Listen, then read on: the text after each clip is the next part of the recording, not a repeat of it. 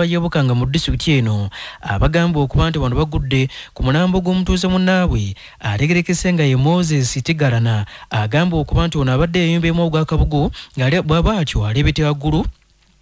mu kasolya k'ennyumba ye. Tukitegeddeko nti ono agamba okuba nti abadde anoonyezebwa ne poliisi oluvannyuma lw'okufuna obutakkaanya ne mukyala we, era kigamba okuba nti abadde amaze ennaku eziwerako ddala nga talabikako. Okusinziira ku muganda w'omugenzi George William Byekwaso abadde ayogezeganya mukono wa Nabasa ategeezezza nti omugenzi yagamba okuba nti oboolyawo yandibanga embeera eno emusuuseeko olwa poliisi okuba nti badde emaze ekiseera ng'emunoonya n'asala okwagala okuba nga tebwatyo ejja mulamu ensi eno. Kyokka oluvannyuma twogezeganyizzaamuko ne ssentebe ow'ereso esooka ow'ekyalo ky'e Budondo ng'ono ye Irumba Kalimu n'alukakasa embeera eno, kyokka avumidde ekikolwa kino n'ategeeza nti abantu ba bulijjo baba nga balina ebizibu eby'enjawulo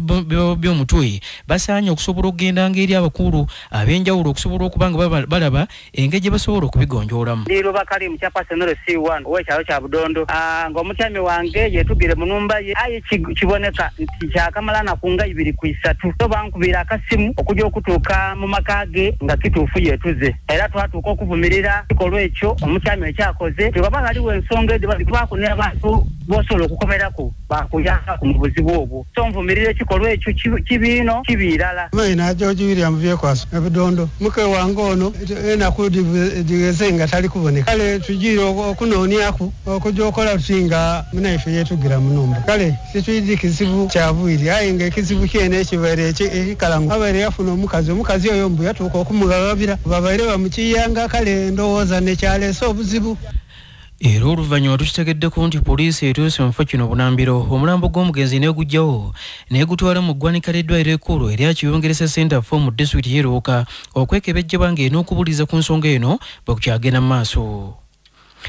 Poliisi okuva mu Bendobendo eriyitibwa Elgon Region mu Mbale etandise okubuuliza ku musajja atannaba kubanga bw'ati ategerekeka agamba okuba nti ono aliko omwana w'emyaka 15 gwe yasobezzaako n'oluvannyuma n'alooka bw'ati amutta. Tukitegeddeko nti ekikolwa kino kyabadde mu kifo esanyikirwamu ekiyitibwa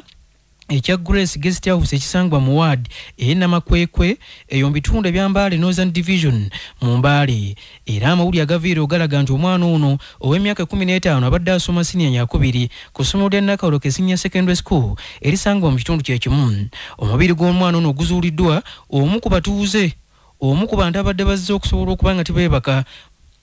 mu kifo kino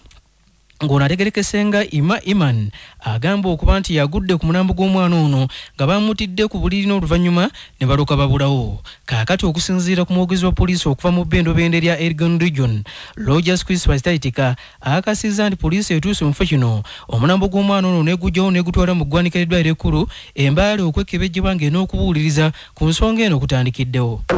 Walojero sobola okumufuna era n'omuyiggo ogw'ono omusaada akobebwa kulimbalimba akaana aka senior 2 yakatwala mu looje eno yabyakate yamala yakayita gulijja mu maiso kuboneka nga imufuna ajja mu maiso n'okangayibulwa. Twenda okusaba abantu okukuuma abaana naddala abaana ab'obuwala n'ekindi twenda obasaba nti bayidde omusaada ono yeekukwime bayidde batuwa information okuboneka nga avunizibwa mangu ajja mu maiso